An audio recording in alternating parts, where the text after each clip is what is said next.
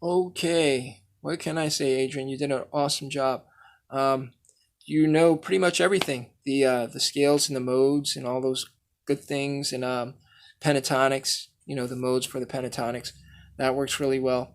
Um, what I'm just going to do is show you just the subtle things that I think you can, benefit from. Um, we did the call and answer play when I play something and then you respond by playing something, um, and you know the history of that. So, but what I did for the as far as the pentatonic was concerned, um, I just kind of played certain random things and wanted you to play certain things in accordance to whatever you heard me do. Don't copy it, okay? But if I play something, let's say I'm in the E, and I just kind of, if I do something like that, um, you don't have to be in the same area. You can do something according to the way you feel. You could even be up here.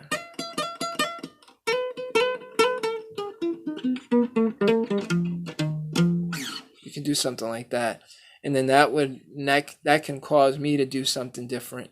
It doesn't always have to be the person that calls is the one that controls the mood setting of the conversation, right? Um, it could be the other way around, and it could also change anywhere in the conversation. The whole dynamic can change.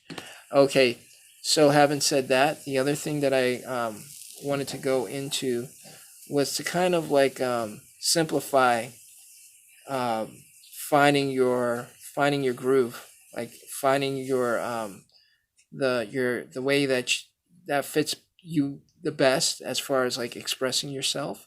Um, and what we did is we kind of like went to one string. We simplified everything and said, okay, you're gonna work on one string for your ideas. Okay, so what we did is I kept it here. I just went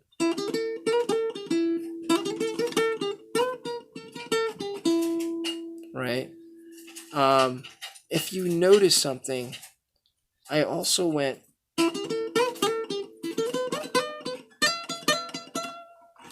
right. If you notice that the shoulder kind of went up, the reason that happens is like the mood went up. All right. And if you watch a lot of guitarists and musicians, what'll happen is when they hit those high notes, that's what they do.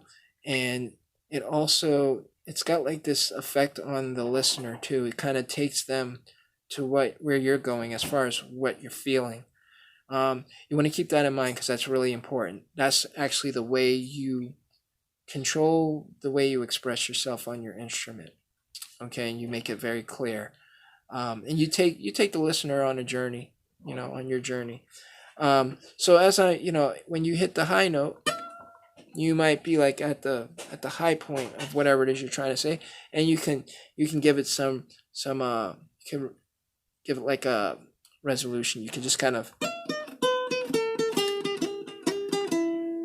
set it back down, right? It comes up, and then you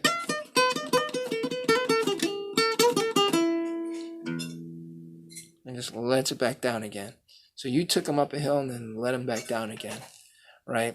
And this is really a good way of kind of playing around with controlling your expression, controlling the mood of whatever it is you're trying to say. All right.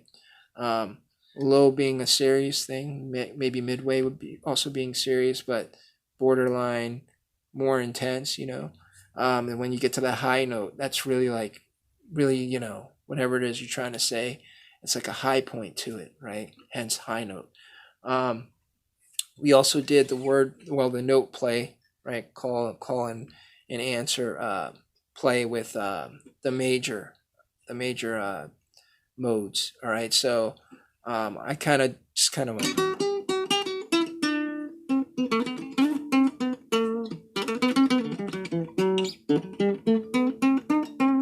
and then you could just kind of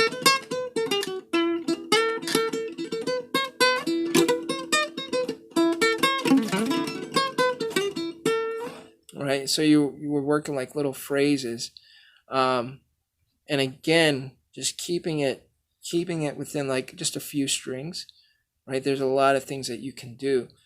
Start off with a few strings and really get your you know, keep things simple so that when the ideas come, you can start to build it up, layer different ideas, and it will come out a certain way, and it'll help your creative expression when you're improvising right on the spot.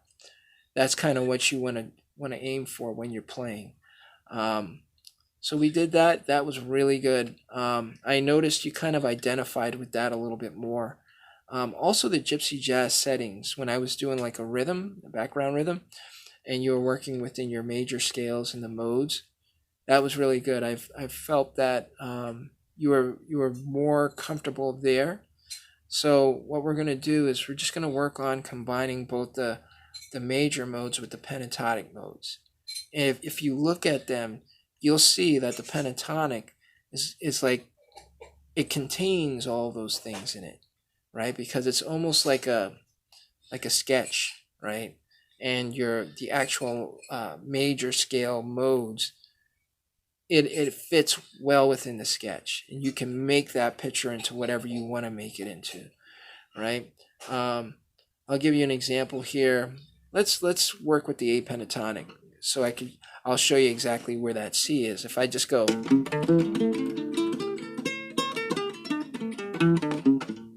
right?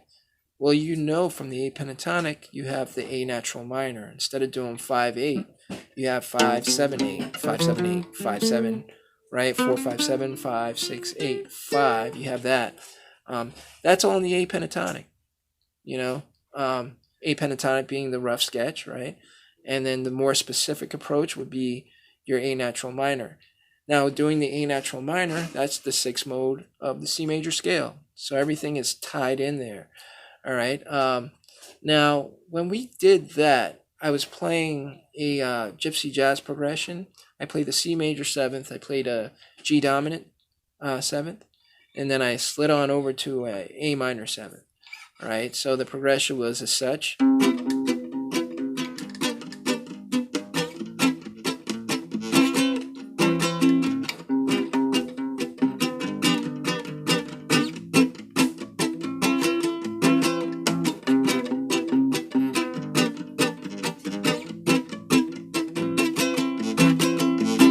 Right. So the idea for you was to use your C major scale, right? And use those notes, and then use a harmonic minor, your A harmonic minor,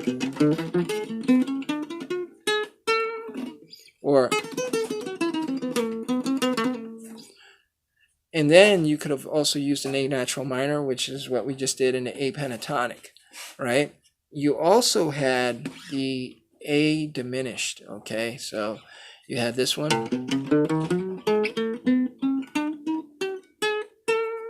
right? And you had that A harmonic minor, and the whole tone. Let me play up to that point. So you had that, and you could fit all those things in with this progression. All right. Reason being is when you do a pentatonic, as you know, in the blues, using the blues scale or the pentatonic, there's bending. Right, and they're sliding into notes. If I were to slow that down, this is what you would hear. Right? And this, the bending, you're actually hitting a tension note. And the more you bend, the higher the notes are going. So you're covering a lot of notes, especially when you start from a resting position and then you go up. I'm actually hitting the next note and maybe even further, right? So you're actually almost doing a chromatic by just bending your string from the resting note, plucking the string and bending it. So having said that, when you do this style, it's almost like you're very flexible within the A pentatonic. So you can use a diminished scale in there. You could use a whole tone scale in there. You could use, your harmonics, all kinds of different things. Reason being is because this style of the scale is so very free and it's flexible. But what you want to do when you do that, you want to make sure that it makes sense. You don't want to hit a tension note and then just kind of leave it there, because that makes it very vague and abstract, and it's hard for the listener to fit it in as being right or being appropriate. They might have some kind of a certain reaction where it just doesn't make sense to them. Okay, so when you do it, everything has to have like a resolution to it. So, right? So I hit all the notes in between. Like, your last two strings would have been, or the first two strings would have been 5/8, 5/8, right? I went,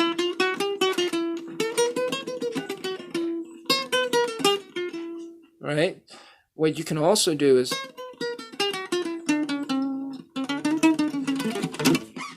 right? If you notice, there's a 5/7/8 in there. That's kind of we kind of approached that early on, but that was the setup to do chromatics and make everything fit.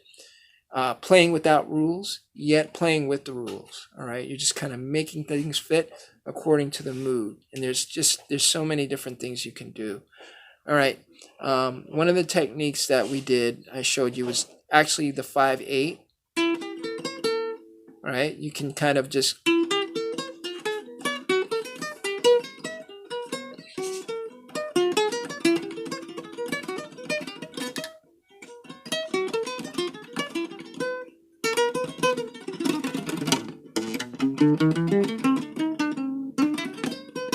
right.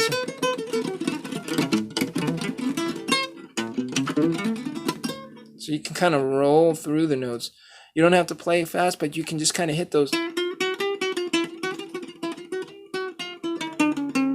then you can go back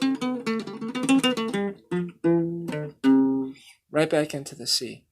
You can make all that stuff fit. So that's all those scales combined. I kind of gave like certain aspects of all those scales. The other thing too is when you're hearing, you can go into like that harmonic minor.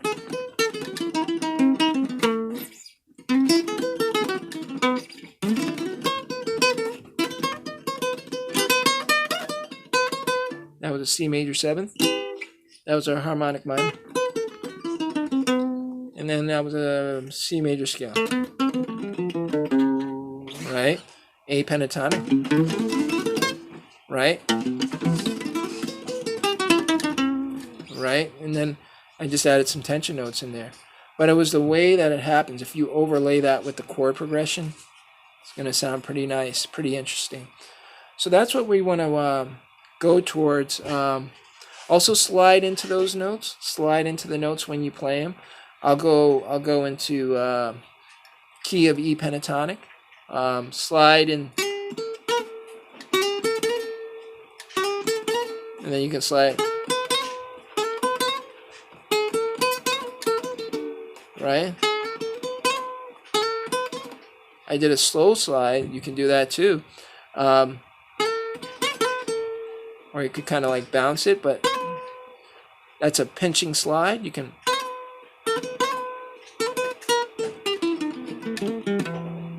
Right? There's a lot of things you could do there. Don't forget the tension notes on your E pentatonic. That's going to be the A sharp. There's a couple places to play that.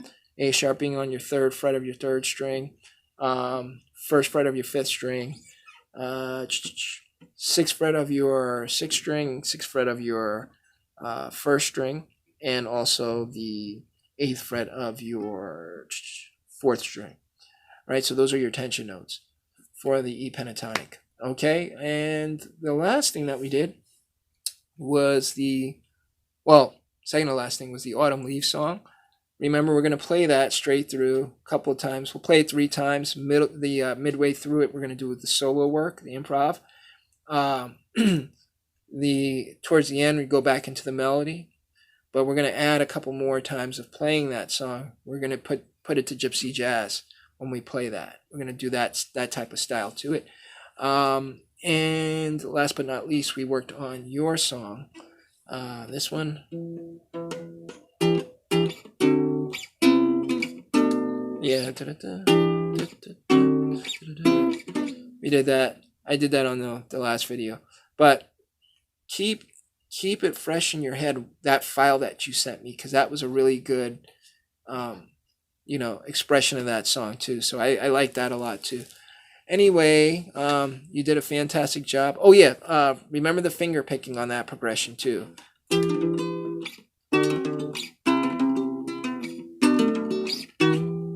All right, just kind of play around with that.